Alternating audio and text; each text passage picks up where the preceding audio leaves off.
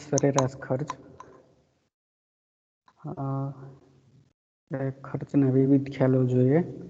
એમાંનો એક ખર્ચનો પ્રકાર છે સરેરાશ ખર્ચ. સરેરાશ ખર્ચ એટલે શું? તો કે એકમ દીઠ ખર્ચને સરેરાશ ખર્ચ કહેવાય, અથવા તો સરેરાશ સ્થિર ખર્ચ અને સરેરાશ અસ્થિર ખર્ચના સરવાળાને સરેરાશ ખર્ચ કહેવાય. સરેરાશ ખર્ચને ટૂંકમાં એવી નામે ઓળખવામાં આવે છે. એવી એટલે કે એવરેજ કોસ્ટ. એવરેજ કોસ્ટ એટલે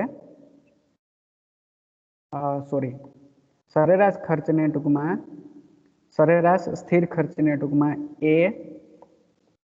AFC નામે ઓળખવામાં આવે છે, એટલે કે એવરેજ ફિક્સ્ડ કોસ્ટ.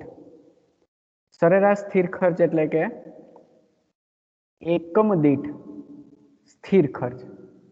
સૂત્રના રૂપમાં આપણે જોઈને કહીએ તો સરેરાશ સ્થિર ખર્ચ એટલે સરેરાશ સ્થિર ખર્ચ બરાબર કુલ સ્થિર ખર્ચ એના છેદમાં વસ્તુના એકમો. સૂત્રને આધારે આપણે સરેરાશ સ્થિર ખર્ચની વ્યાખ્યા પણ આપી શકીએ કે કુલ સ્થિર ખર્ચને વસ્તુના એકમો વડે ભાંગતા જે આંક આવે એને સરેરાશ સ્થિર ખર્ચ કહેવાય. સરેરાશ સ્થિર ખર્ચ છે બીજા ખર્ચ કરતા એ રીતે અલગ પડે છે કે જેમ જેમ ઉત્પાદન વધે તેમ તેમ સરેરાશ સ્થિર ખર્ચમાં સતત ઘટાડો થાય છે, પણ એ ઘટીને ક્યારેય શૂન્ય થતું નથી. શું કામ? માને તો કે ઉત્પાદન વધે તેમ કુલ સ્થિર ખર્ચ વધારે ને વધારે એકમો વચ્ચે વહેંચાઈ જાય છે.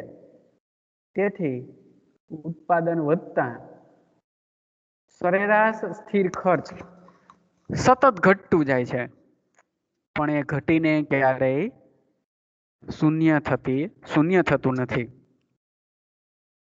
આગળ આપણે કુલ ખર્ચની અનુસૂચિ જોઈ ગયા હતા. એમાં સ્થિર ખર્ચની અનુસૂચિ જોઈ ગયા હતા અને સ્થિર ખર્ચની અનુસૂચિ પરથી સરેરાશ સ્થિર ખર્ચ છે એને શોધી શકાય છે. આગળ આપણે જોયું એમ સરેરાશ ખર્ચની મુખ્ય વિશેષતા એ છે કે જેમ જેમ ઉત્પાદન વધતું જાય તેમ તેમ સ્થિર ખર્ચ વધુ ને વધુ એકમ વચ્ચે વહેંચાઈ જાય છે. આથી સરેરાશ સ્થિર ખર્ચ સતત ઘટતું જાય છે.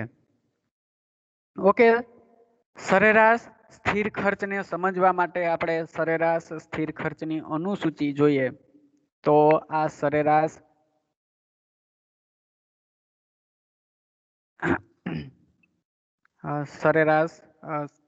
ખર્ચની આ સરેરાશ ખર્ચની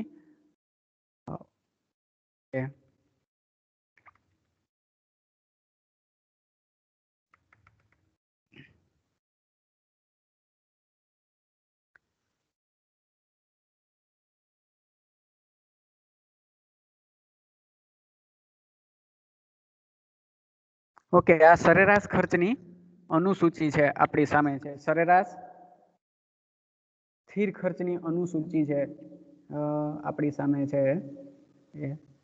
અનુસૂચિ દ્વારા આપણે સરેરાશ સ્થિર ખર્ચને સમજીએ તો આની પહેલા આપણે સ્થિર ખર્ચની અનુસૂચિ જોઈ ગયા. તેમાં વસ્તુના એકમો કેટલા હતા? તો કે વસ્તુના એકમો 6 હતા અને સ્થિર ખર્ચ કેટલું હતું? તો કે 200 રૂપિયા સ્થિર રહેતું હતું.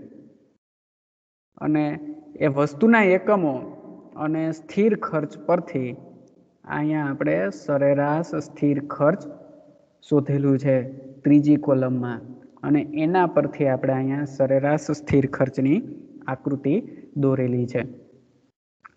તો હવે તમે અહીંયા જોઈ શકો કે વસ્તુ સરેરાશ સ્થિર ખર્ચ એટલે શું? તો કે સ્થિર ખર્ચને આગળ આપણે જોઈ ગયા હતા કે સ્થિર ખર્ચ એટલે એવું ખર્ચ કે જે વસ્તુનું ઉત્પાદન વધતા વસ્તુનું ઉત્પાદન વધે, વસ્તુનું ઉત્પાદન ઘટે કે શૂન્ય ઉત્પાદન હોય, પણ જે ખર્ચ સ્થિર રહે છે, એમાં કોઈ ફેરફાર થતો નથી, એવા ખર્ચને સ્થિર ખર્ચ કહેવાય. તો અહીંયા તમે જોઈ શકો કે વસ્તુનું ઉત્પાદન 1 હોય કે વસ્તુનું ઉત્પાદન વધીને 6 થાય, પણ સ્થિર ખર્ચ 200 રૂપિયા કેવું રહે છે? સ્થિર જ રહે છે. એ સ્થિર ખર્ચ પરથી આપણે અહીંયા સરેરાશ સ્થિર ખર્ચ શોધેલું છે. હવે કઈ રીતે સરેરાશ સ્થિર ખર્ચ શોધવું? તો આગળ આપણે સૂત્ર જોઈ ગયા, એ સૂત્રને શોર્ટમાં લખીએ તો આગળ આપણે સૂત્ર જોઈ ગયા કે AFC એટલે કે એવરેજ ફિક્સ્ડ કોસ્ટ બરાબર ટોટલ ફિક્સ્ડ કોસ્ટ છેદમાં ક્વોલિટી એટલે કે વસ્તુના એકમો. એટલે કે આ કુલ સ્થિર ખર્ચને આ વસ્તુના એકમો વડે ભાંગવામાં આવે તો તમને સરેરાશ સ્થિર ખર્ચ મળી જાય. એટલે આ રીતે જ સરેરાશ સ્થિર ખર્ચ શોધેલું છે. તમે અહીંયા જોઈ શકો 200 ભાગ્યા 1 એટલે કે સ્થિર ખર્ચ ભાગ્યા વસ્તુના એકમો, એવું કરો તો તમને સરેરાશ સ્થિર ખર્ચ મળી જાય. એટલે 200 ભાગ્યા 1 બરાબર 200 અહીંયા તમે જોઈ શકો. એના પછીની રોમાં 200 ભાગ્યા 2 એટલે 200 ને 2 વડે ભાંગવું એટલે 100 આવે, એટલે અહીંયા 100 આવ્યા સરેરાશ સ્થિર ખર્ચ. એવી જ રીતે ત્રીજી રોમાં તમે જોઈ શકો 200 ભાગ્યા 3, 200 એ છે એ સ્થિર ખર્ચ છે અને અહીંયા 200 છે એ સ્થિર ખર્ચ છે અને 3 છે એ વસ્તુના એકમ છે. એટલે 200 ભાગ્યા 3 એટલે 200 ને તમે 3 વડે ભાંગો તો 66.67. એના પછીની ચોથી રોમાં તમે જોઈ શકો 200 ભાગ્યા 4 એટલે 200 ને તમે 4 વડે ભાંગો તો જવાબ આવે 50. એના પછીની પાંચમી રોની અંદર તમે જોઈ શકો 200 ભાગ્યા 5 એટલે 40 જવાબ આવે. અને છઠ્ઠી રોની અંદર જોઈ શકો 200 ભાગ્યા 6 એટલે 33 જવાબ આવે. એટલે આ રીતે તમે કુલ સ્થિર ખર્ચને અથવા તો સ્થિર ખર્ચને અહીંયા વસ્તુના એકમો વડે ભાંગો તો તમને સરેરાશ સ્થિર ખર્ચ મળી જાય. એના આધારે જ સરેરાશ સ્થિર ખર્ચની વ્યાખ્યા આપી શકાય કે સ્થિર ખર્ચને વસ્તુના એકમો વડે ભાંગતા જે આંક આવે એને સરેરાશ સ્થિર ખર્ચ કહેવાય, અથવા તો એકમ દીઠ સ્થિર ખર્ચને સરેરાશ સ્થિર ખર્ચ કહેવાય. હવે અહીંયા તમે જોઈ શકો સરેરાશ સ્થિર ખર્ચની વિશેષતા અહીંયા તમે જોઈ શકો. જેમ જેમ વસ્તુનું ઉત્પાદન વધતું જાય છે તેમ તેમ સરેરાશ સ્થિર ખર્ચ છે એ સતત ઘટતું જાય છે. પહેલી વસ્તુનું ઉત્પાદન સરેરાશ સ્થિર ખર્ચ 200 રૂપિયા, બીજી વસ્તુના ઉત્પાદને 100, ત્રીજા એકમના ઉત્પાદને 66, ચોથા એકમના ઉત્પાદને 50, છઠ્ઠા એકમના ઉત્પાદને 33. હજી કદાચ જો સાતમા એકમનું ઉત્પાદન થાય તો 200 ભાગ્યા 7, 7 દુ 14, 6 વધ્યા 60 થયા, 7 અઠા 56, તો સરેરાશ સ્થિર ખર્ચ કેટલો આવી જાય? 28. કદાચ જો હજી આઠમા એકમનું ઉત્પાદન થાય તો 200 ભાગ્યા 8, 8 દુ 16 ને 8 પંચા 40, આઠમા એકમનું સરેરાશ સ્થિર ખર્ચ 25 આવે.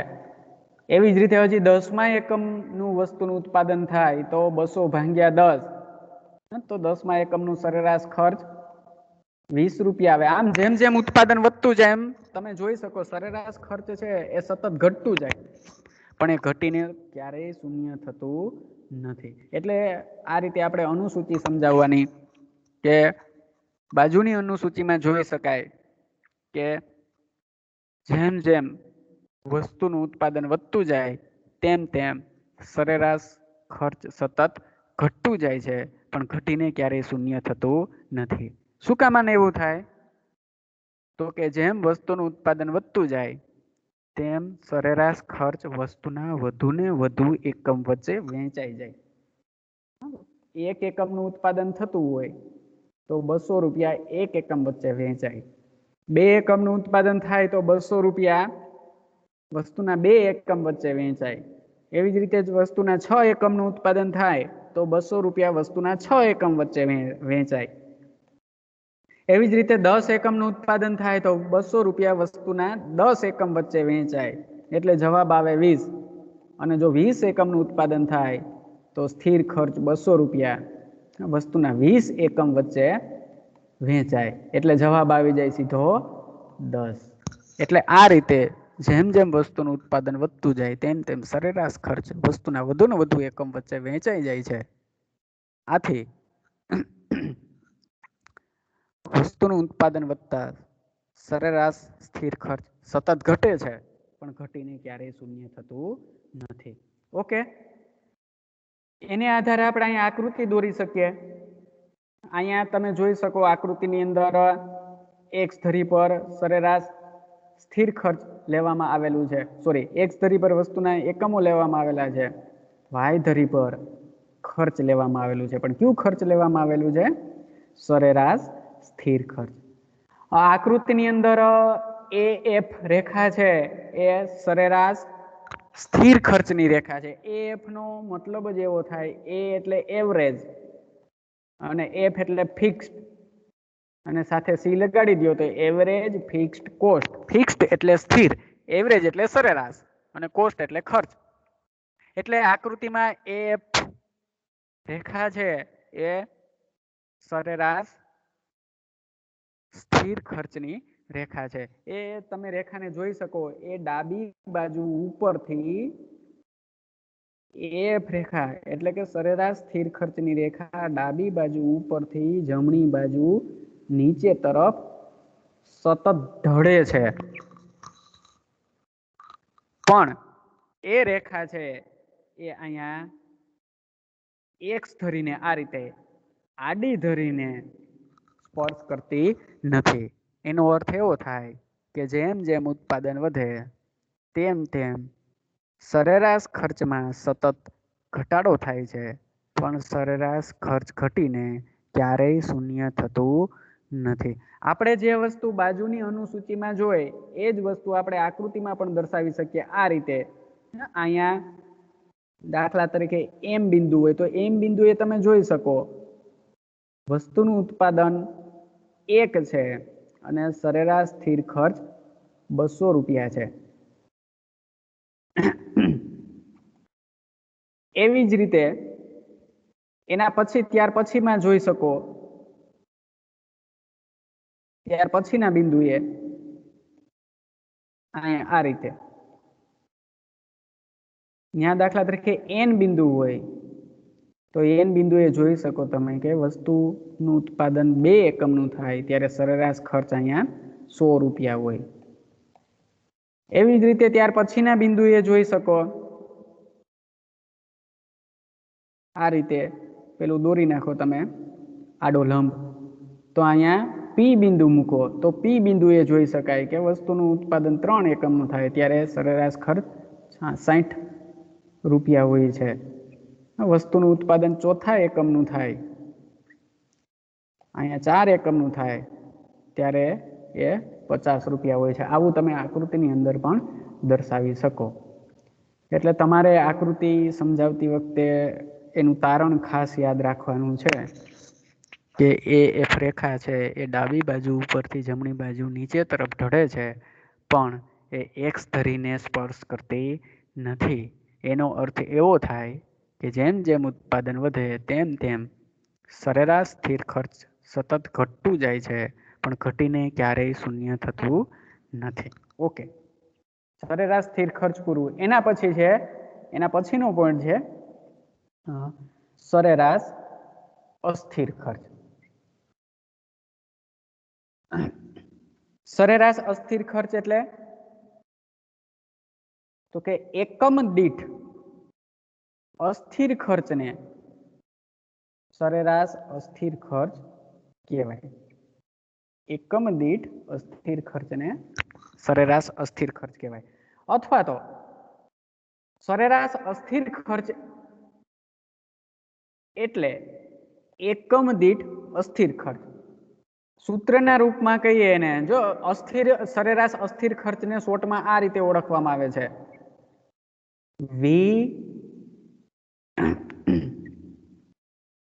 AVC. એને શોર્ટમાં આ રીતે ઓળખવામાં આવે છે, AVC. A એટલે એવરેજ, V એટલે વેરિયેબલ અને C એટલે કોસ્ટ. એવરેજ એટલે સરેરાશ, વેરિયેબલ એટલે અસ્થિર અને કોસ્ટ એટલે ખર્ચ. એટલે સરેરાશ અસ્થિર ખર્ચ, AVC એવું ટૂંકું નામ આપવામાં આવે છે. એટલે સરેરાશ અસ્થિર ખર્ચ એટલે એકમ દીઠ અસ્થિર ખર્ચને સરેરાશ અસ્થિર ખર્ચ કહેવાય. એને સૂત્રના રૂપમાં આપણે કહીએ તો સરેરાશ અસ્થિર ખર્ચ બરાબર કુલ અસ્થિર ખર્ચ એના છેદમાં વસ્તુના એકમો. સરેરાશ સ્થિર ખર્ચનું જેવું સૂત્ર હતું એવું જ સૂત્ર છે અહીંયા. એટલે આ સૂત્ર એક આડાવડા ન થાય એનું ખાસ ધ્યાન રાખજો. સૂત્ર ઉપરથી આપણે સરેરાશ અસ્થિર ખર્ચની વ્યાખ્યા પણ આપી શકીએ કે કુલ અસ્થિર ખર્ચને વસ્તુના એકમો વડે ભાંગતા જે આંક આવે એને સરેરાશ અસ્થિર ખર્ચ કહેવાય. હવે સરેરાશ અસ્થિર ખર્ચને સમજવા માટે થઈ અને આપણે એક અનુસૂચિ જોઈએ. અનુસૂચિના આધારે આપણે સરળ રીતે સરેરાશ અસ્થિર ખર્ચને સમજી શકીએ. ઓકે, બાજુમાં અનુસૂચિ છે. આપણે જે અસ્થિર ખર્ચની અનુસૂચિ જોઈ હતી એના પરથી જ સરેરાશ સ્થિર ખર્ચની અનુસૂચિ બનાવેલી છે. આની પહેલા આપણે અસ્થિર ખર્ચની અનુસૂચિ જોઈ ગયા હતા કે પહેલા એકમનો અસ્થિર ખર્ચ 50 રૂપિયા હોય, બીજા એકમનો અસ્થિર ખર્ચ 60 રૂપિયા હોય, ત્રીજા એકમનો અસ્થિર ખર્ચ 75 રૂપિયા હોય, ચોથા એકમનો અસ્થિર ખર્ચ 120 રૂપિયા હોય, પાંચમા એકમનો અસ્થિર ખર્ચ 200 રૂપિયા હોય, છઠ્ઠા એકમનો અસ્થિર ખર્ચ 300 રૂપિયા હોય. આવી આપણે અસ્થિર ખર્ચની અનુસૂચિ જોઈ ગયા હતા. એ અસ્થિર ખર્ચની અનુસૂચિ પરથી અહીંયા સરેરાશ અસ્થિર ખર્ચ મેળવવામાં આવેલું છે. હવે સરેરાશ અસ્થિર ખર્ચ, આ ત્રીજી કોલમ છે સરેરાશ અસ્થિર ખર્ચની કોલમ છે. કઈ રીતે મેળવવામાં આવેલું છે સરેરાશ અસ્થિર ખર્ચ? તો કે આ જે સૂત્રનું આ જે ઉપર સૂત્ર આપેલું છે કે સરેરાશ અસ્થિર ખર્ચ બરાબર કુલ અસ્થિર ખર્ચ એના છેદમાં વસ્તુના એકમો. એટલે કે અસ્થિર ખર્ચને વસ્તુના એકમો વડે ભાંગવામાં આવે તો તમને સરેરાશ અસ્થિર ખર્ચ મળી જાય. એટલે આ રીતે પહેલા એકમનું સરેરાશ અસ્થિર ખર્ચ કઈ રીતે મેળવવામાં આવેલું છે? તો કે પહેલા એકમનું અસ્થિર ખર્ચ કેટલું છે? તો કે 50. વસ્તુના એકમ કેટલા છે? તો કે 1. એટલે 50 ભાગ્યા 1 બરાબર પહેલા વસ્તુના પ્રથમ એકમનું સરેરાશ અસ્થિર ખર્ચ. અહીંયા સ્થિર થયેલું છે, અસ્થિર છે. વસ્તુના પહેલા એકમનું સરેરાશ અસ્થિર ખર્ચ 50 રૂપિયા. પછી વસ્તુના બીજા એકમનું અસ્થિર ખર્ચ કઈ રીતે મેળવવામાં આવેલું છે? તો કે 60 ભાગ્યા 2. 60 ને તમે 2 વડે ભાંગો તો કેટલો જવાબ આવે? તો કે 30 દુને 60 એટલે 30 જવાબ આવે. એટલે બીજા એકમનું સરેરાશ અસ્થિર ખર્ચ 30 છે. એવી જ રીતે ત્રીજા એકમનું અસ્થિર ખર્ચ કેટલું છે? તો કે 75. વસ્તુના એકમ 3 એટલે 75 ભાગ્યા 3 એટલે 25 તેરી 75 એટલે ત્રીજા એકમનું સરેરાશ અસ્થિર ખર્ચ 75 છે.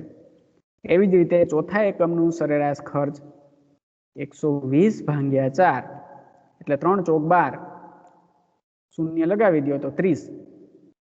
એટલે ચોથા એકમનું સરેરાશ અસ્થિર ખર્ચ 30 રૂપિયા છે. પાંચમા એકમનું સરેરાશ અસ્થિર ખર્ચ કેટલું છે? તો કે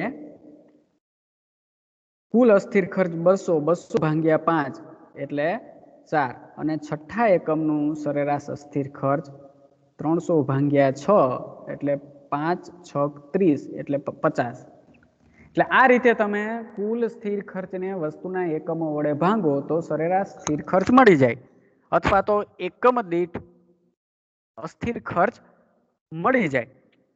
એટલે સરેરાશ અસ્થિર ખર્ચની વ્યાખ્યા તમે આ રીતે પણ આપી શકો કે કુલ અસ્થિર ખર્ચને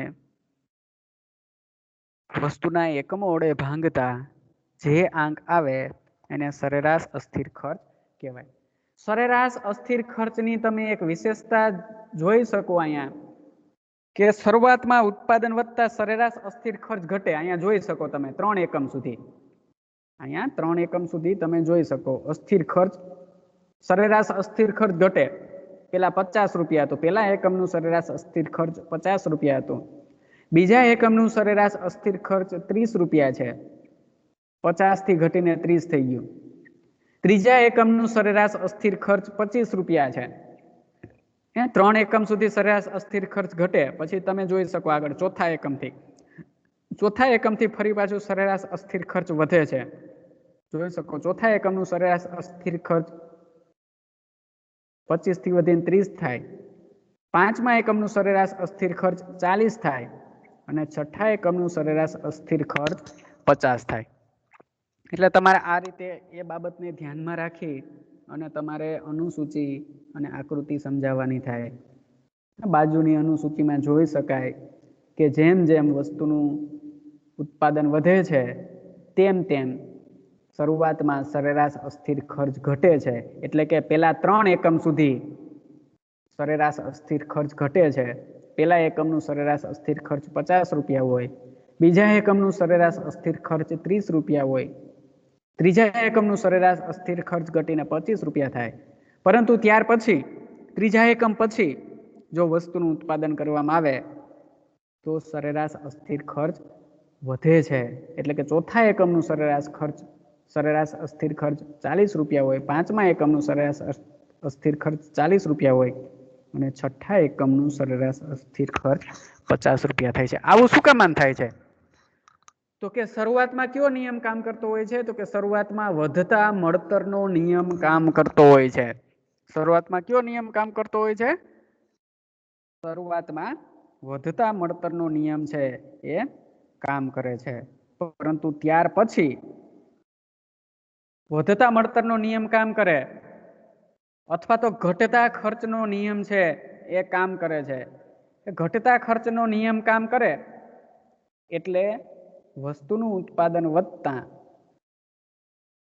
સરેરાશ અસ્થિર ખર્ચ ઘટે છે. એટલે પ્રથમ 3 એકમ સુધી છે એ ઘટતા ખર્ચનો નિયમ છે એ કામ કરે છે.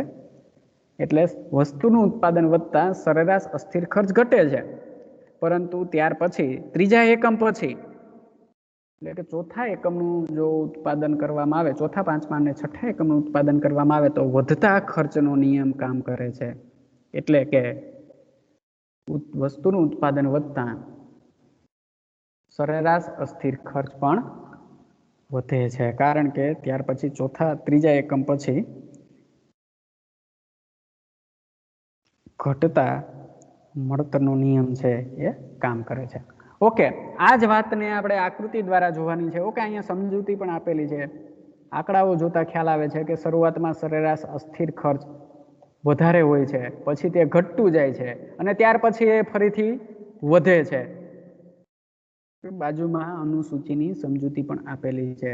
આંકડા જોતા ખ્યાલ આવે છે કે શરૂઆતમાં સરેરાશ અસ્થિર ખર્ચ વધારે હોય છે, પછી ઘટે છે.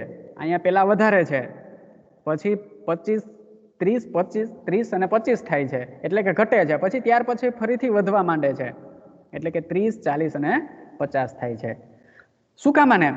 તો આગળ મેં તમને સમજાવ્યું એમ શરૂઆતમાં ઉત્પાદનમાં વધતા મળતરનો નિયમ અથવા તો બીજી રીતે કહીએ તો ઘટતા ખર્ચનો નિયમ લાગુ પડતો હોય છે. આથી સરેરાશ અસ્થિર ખર્ચ ધીમે ધીમે ઘટે છે.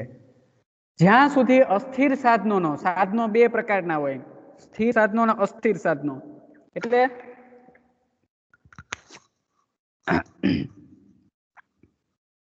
જ્યાં સુધી અસ્થિર સાધનોનો પૂરેપૂરો ઉપયોગ ન થાય ત્યાં સુધી આમ થાય છે. પરંતુ ઉત્પાદનની પ્રક્રિયામાં સ્થિર સાધનોનો પૂરેપૂરો ઉપયોગ થઈ ગયા પછી પણ તેના પર અસ્થિર સાધનોનું પ્રમાણ વધારવામાં આવે તો ખર્ચ વધુ વધે છે, ઉત્પાદન ઓછું વધે છે. એટલે કે ઘટતા મળતરનો નિયમ લાગુ પડે છે. બીજી રીતે કહીએ તો વધતા ખર્ચનો નિયમ લાગુ પડે છે. આથી સરેરાશ અસ્થિર ખર્ચ ફરીથી ઘટવા માંડે છે. ઓકે, આ જ વાતને આપણે આકૃતિમાં સમજાવવાની છે. આ જ બાબતને આપણે આકૃતિ દ્વારા સમજૂતી આપવાની છે. ઓકે, અહીંયા બાજુમાં આકૃતિ આપેલી છે. અનુસૂચિને આધારે જ આકૃતિ દોરેલી છે. બાજુમાં જે આકૃતિ આપેલી છે એમાં તમે જોઈ શકો એક્સ ધરી પર ઉત્પાદનના એકમો છે અને વાય ધરી પર ખર્ચનું પ્રમાણ છે. પણ કયો ખર્ચ છે? તો કે સરેરાશ અસ્થિર ખર્ચ. એને ટૂંકમાં કયા નામે ઓળખવામાં આવે છે? એને ટૂંકમાં AVC નામે ઓળખવામાં આવે છે. એટલે કે એવરેજ વેરિયેબલ કોસ્ટ નામે ઓળખવામાં આવે છે. ઓકે, આકૃતિની અંદર જે રેખા દેખાય તમને AVC નામની, એ રેખા કોની રેખા છે? તો કે એ રેખા છે એ સરેરાશ અસ્થિર ખર્ચની રેખા છે. તમે જોઈ શકો શરૂઆતમાં આ રેખા છે એ ડાબી બાજુ ઉપરથી જમણી બાજુ નીચે તરફ ઢળે અને ત્યાર પછી આ રેખા ડાબી બાજુ નીચેથી જમણી બાજુ ઉપર તરફ જાય. આ રેખા નીચે તરફ ઢળે એનો અર્થ એવો કે સરેરાશ અસ્થિર ખર્ચ ઘટે છે અને ઉપર તરફ જાય છે એનો અર્થ એવો કે સરેરાશ અસ્થિર ખર્ચ વધે છે. ઓકે, આપણે જોઈએ વિસ્તૃત સમજૂતી. બાજુમાં સમજૂતીની આપેલી છે. આ આકૃતિમાં તમને સમજાયું એમ આકૃતિમાં OX ધરી પર ઉત્પાદન અને Y ધરી પર સરેરાશ અસ્થિર ખર્ચ લેવામાં આવેલ છે. AVC રેખા છે એ સરેરાશ અસ્થિર ખર્ચની રેખા છે. સરેરાશ અસ્થિર ખર્ચની આકૃતિમાં જોઈ શકાય છે કે શરૂઆતમાં સરેરાશ અસ્થિર ખર્ચ વધારે છે. અહીંયા જોઈ શકીએ આપણે પેલા એકમ, અહીંયા પેલા એકમનું ઉત્પાદન છે. અહીંયા જોઈ શકીએ પેલા એકમના ઉત્પાદને સરેરાશ અસ્થિર ખર્ચ વધારે છે એટલે 50 રૂપિયા છે. ત્યારબાદ તે ઘટતું જાય છે અને ચોથા એકમથી એટલે કે ત્રીજા એકમ પછી અને ચોથા એકમ પછી ફરીથી વધે છે. એટલે અહીંયા આપણે જોઈ શકીએ પેલા એકમનું સરેરાશ અસ્થિર ખર્ચ 50 રૂપિયા છે. ઓકે, બીજા એકમનું સરેરાશ અસ્થિર ખર્ચ 30 રૂપિયા છે. અહીંયા ત્રીજો એકમ, ત્રીજા એકમનું સરેરાશ અસ્થિર ખર્ચ, આ ત્રીજો એકમને સરેરાશ અસ્થિર ખર્ચ 25 રૂપિયા છે. બીજા એકમનું સરેરાશ અસ્થિર ખર્ચ 30 રૂપિયા છે અને પ્રથમ એકમનું સરેરાશ અસ્થિર ખર્ચ 50 રૂપિયા છે. એટલે આ રીતે શરૂઆતમાં અસ્થિર ખર્ચ છે 50 રૂપિયા જેટલું વધુ હોય છે, ત્યાર પછી એમાં ઘટાડો થાય છે 3 એકમ સુધી અને ત્યાર પછી 3 એકમ પછી એટલે કે ચોથા એકમ પછી ફરી પાછું તે વધતું જાય છે.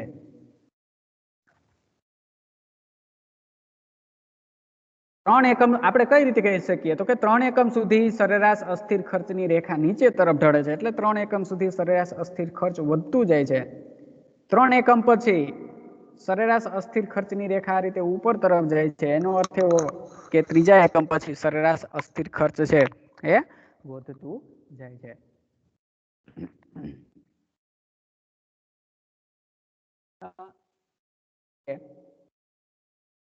જેવી રીતે આપણે આવું શું કામ આને થાય? તો આગળ આપણે સમજી ગયા અનુસૂચિમાં કે શરૂઆતમાં 3 એકમ સુધી શું કામ સરેરાશ અસ્થિર ખર્ચ ઘટતું જાય? તો કે શરૂઆતમાં ઘટતા ખર્ચનો નિયમ કામ કરતો હોય છે.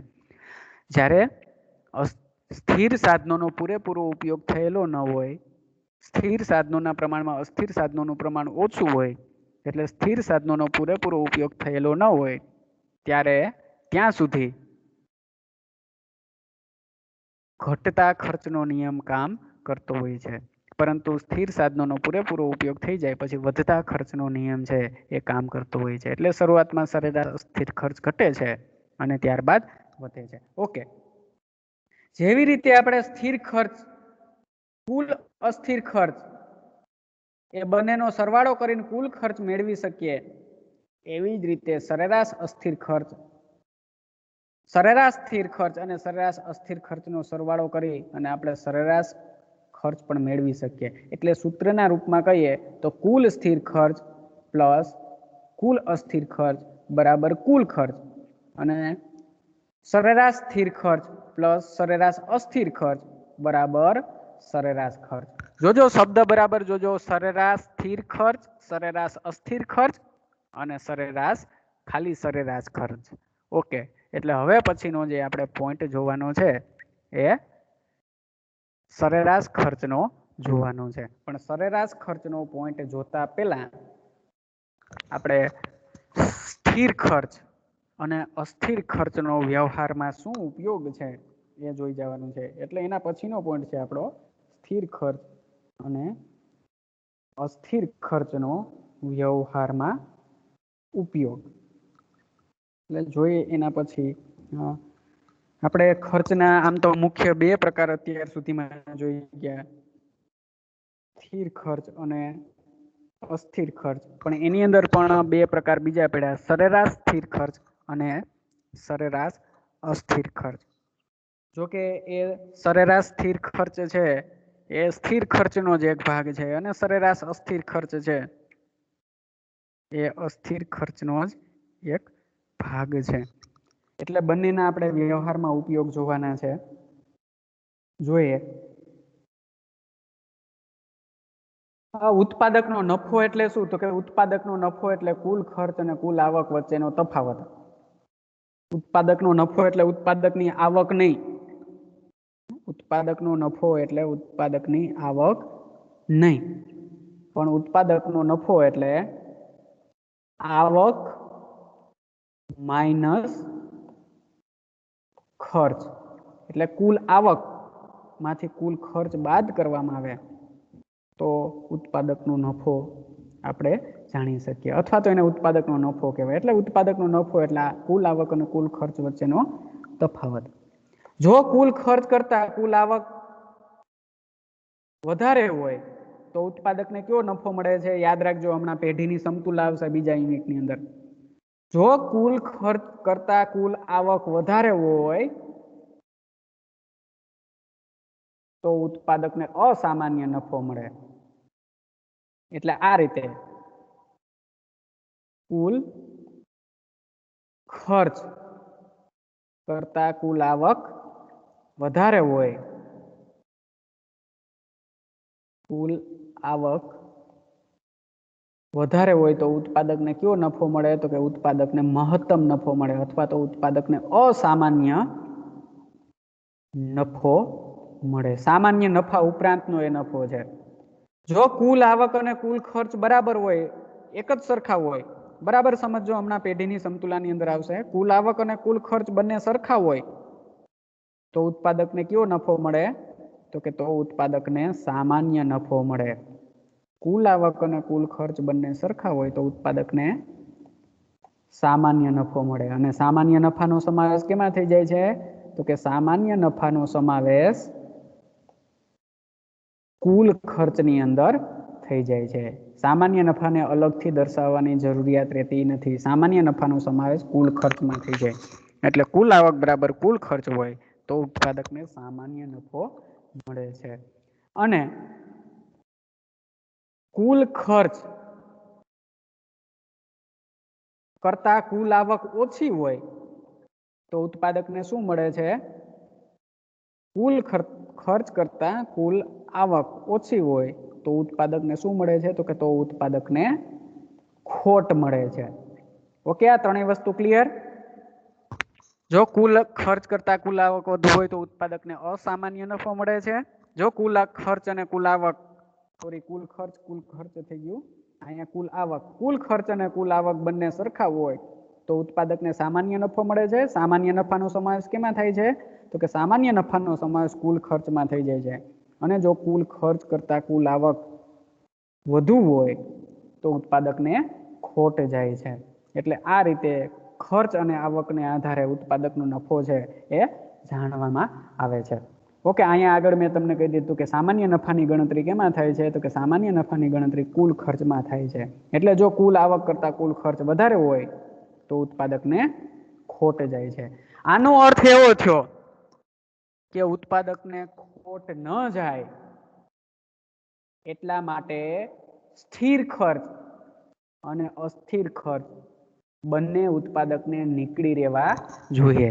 એટલે કે ઉત્પાદકને એટલી તો આવક મળવી જ જોઈએ એટલી તો વસ્તુની કિંમત હોવી જ જોઈએ કે જેથી કરી અને ઉત્પાદકને સ્થિર ખર્ચ અને અસ્થિર ખર્ચ નીકળી રહે એટલી આવક મળી રહે. જો આ બંને ખર્ચ એટલે કે સ્થિર ખર્ચ અને અસ્થિર ખર્ચ જો આ બંને ખર્ચ ન નીકળી રહે એટલી પણ ઉત્પાદકને આવક ન મળે અથવા તો એટલી પણ વસ્તુની કિંમત ન હોય તો ઉત્પાદકને ખોટ જાય છે. આવા સમયે ઉત્પાદકે ઉત્પાદન ચાલુ રાખવું કે બંધ રાખવું, આવા સમયે ઉત્પાદકે ઉત્પાદન ચાલુ રાખવું કે બંધ રાખવું એનો નિર્ણય ઉત્પાદક છે એ સ્થિર ખર્ચ અને અસ્થિર ખર્ચના ખ્યાલો છે એ લેવામાં ઉપયોગી થાય છે. એટલે આવા સમયે ઉત્પાદકે સ્થિર ખર્ચ અને અસ્થિર ખર્ચના ખ્યાલો ઉત્પાદન ચાલુ રાખવું કે બંધ કરી દેવું એ અંગેનો નિર્ણય લેવામાં ઉપયોગી અથવા તો માર્ગદર્શક નીવડે છે. એટલે સ્થિર ખર્ચ અને અસ્થિર ખર્ચના ખ્યાલનો ઉપયોગ શું એકદમ શોર્ટમાં યાદ રાખવું હોય તો કે જ્યારે ઉત્પાદકને ખોટ જાય છે ત્યારે ઉત્પાદકે ઉત્પાદન ચાલુ રાખવું કે ઉત્પાદન બંધ કરી દેવું એ અંગેનો નિર્ણય લેવામાં કે માર્ગદર્શન મેળવવામાં સ્થિર ખર્ચ અને અસ્થિર ખર્ચના ખ્યાલો છે એ ઉપયોગી છે. હવે ઉત્પાદકને નફો થશે કે ખોટ થશે એનો આધાર કોના પર છે તો કે એનો આધાર બજાર કિંમત પર રહેલો છે. એટલે ઉત્પાદક છે એ બજાર કિંમતને આધારે નિર્ણય લેશે કે ઉત્પાદન ચાલુ રાખવું કે બંધ કરી દેવું. બજાર કિંમતને આધારે શું નક્કી થાય છે? ઉત્પાદકની આવક નક્કી થાય છે. ઉત્પાદક છે એ વસ્તુના 5 એકમનું ઉત્પાદન કરે અને 1 એકમની કિંમત છે એ 5 રૂપિયા હોય તો ઉત્પાદકની આવક કેટલી થશે? 25 રૂપિયા થશે. 25. જો ઉત્પાદક 5 એકમનું ઉત્પાદન કરતો હોય અને એ વસ્તુની કિંમત 1 એકમની કિંમત વધીને 10 રૂપિયા થાય તો ઉત્પાદકની આવક 50 રૂપિયા થઈ જશે. જો એ વસ્તુની કિંમત 2 રૂપિયા થઈ જાય તો એ ઉત્પાદકની આવક ઘટીને 10 રૂપિયા થઈ જશે. એટલે ઉત્પાદકની આવકનો આધાર બજાર કિંમત પર રહેલો છે અને બજાર કિંમતને આધારે ઉત્પાદક છે એ ઉત્પાદન ચાલુ રાખવું. બજાર કિંમત અને સરેરાશ અસ્થિર ખર્ચ અને સ્થિર ખર્ચ બંનેની તુલના કરી અને ઉત્પાદક નક્કી કરે છે કે ઉત્પાદન ચાલુ રાખવું કે ઉત્પાદન બંધ કરવું. એટલે પહેલા આપણે ટૂંકા ગાળાની વાત કરીએ અને પછી લાંબા ગાળાની વાત કરવાની છે. ટૂંકો સમયગાળો અને લાંબો સમયગાળો શરૂઆતમાં જ આપણે જોઈ ગયા કે ટૂંકો સમયગાળો એટલે એવો સમયગાળો કે જે સમયગાળા દરમિયાન પેઢી પોતાના ઉત્પાદન કદમાં વધારો ઘટાડો કરી શકતી નથી. અથવા તો ટૂંકો સમયગાળો એટલે એવો સમયગાળો કે જે સમયગાળા દરમિયાન પેઢી પોતાના સ્થિર સાધનોમાં ફેરફાર કરી શકતી નથી, માત્ર અસ્થિર સાધનોમાં જ ફેરફાર કરી શકે. એને ટૂંકો સમયગાળો આપણે કહીએ છીએ. એટલે એને ધ્યાનમાં રાખી અને આપણે કહીએ તો જો ટૂંકા ગાળામાં સરેરાશ અસ્થિર ખર્ચ કરતા, બરાબર યાદ રાખજો, જો ટૂંકા સમયગાળામાં સરેરાશ અસ્થિર ખર્ચ કરતા કિંમત વધારે હશે તો ઉત્પાદક શું કરશે? ભલે ઉત્પાદકને ખોટ જતી હોય, ટૂંકા સમયગાળામાં ભલે ઉત્પાદકને ખોટ જતી હોય પણ જો ટૂંકા સમયગાળામાં સરેરાશ અસ્થિર ખર્ચ કરતા કિંમત વધારે હોય તો ઉત્પાદક શું કરશે? તો ઉત્પાદક ઉત્પાદન ચાલુ રાખશે. બરાબર યાદ રાખજો, જો ટૂંકા સમયગાળામાં ઉત્પાદકને ભલે ખોટ જતી હોય પણ ઉત્પાદકને ટૂંકા સમયગાળામાં સરેરાશ અસ્થિર ખર્ચ કરતા કિંમત વધુ હશે તો ઉત્પાદક ઉત્પાદન ચાલુ રાખશે. શું કામ માને? તો કે કારણ કે સરેરાશ ટૂંકા સમયગાળામાં સરેરાશ અસ્થિર ખર્ચ કરતા કિંમત વધારે હોય તો થોડુંક સરેરાશ સ્થિર ખર્ચ નીકળી રહે છે. આથી ઉત્પાદન ચાલુ રાખવાથી કુલ ખોટને ઓછી કરી શકાય છે. જો ઉત્પાદન બંધ કરવામાં આવે, ટૂંકા સમયગાળામાં સરેરાશ અસ્થિર ખર્ચ કરતા કિંમત વધારે હોય અને જો ઉત્પાદન બંધ કરી દેવામાં આવે તો કુલ ખોટ વધારે આવે છે. કારણ કે ઉત્પાદન બંધ થાય તો સ્થિર ખર્ચ પૂરેપૂરું ભોગવવું પડે. જો ઉત્પાદન ચાલુ રાખવામાં આવે તો થોડું ઘણું અસ્થિર ખર્ચ નીકળી રહે, પણ જો ઉત્પાદન બંધ કરી દેવામાં આવે આવા સમયે તો પેઢીએ પેઢીએ સ્થિર ખર્ચ પૂરેપૂરું ભોગવવું પડે છે. આથી આ સંજોગોમાં ઉત્પાદન ચાલુ રાખવામાં આવે છે. ઓકે, બીજો છે ક્યારે ઉત્પાદક છે ઉત્પાદન બંધ કરે?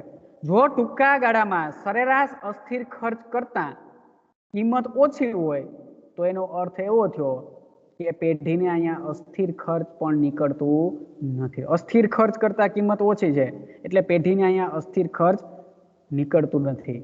આથી ઉત્પાદન ચાલુ રાખવામાં આવે તો ઉત્પાદકે સ્થિર ખર્ચ તો ભોગવવું જ પડે છે, પણ કેટલુંક અસ્થિર ખર્ચ પણ ભોગવવું પડે છે. એટલે જ્યારે અસ્થિર ખર્ચ કરતા વસ્તુની કિંમત વધુ હોય ત્યારે ઉત્પાદકે ઉત્પાદન બંધ કરી દે છે.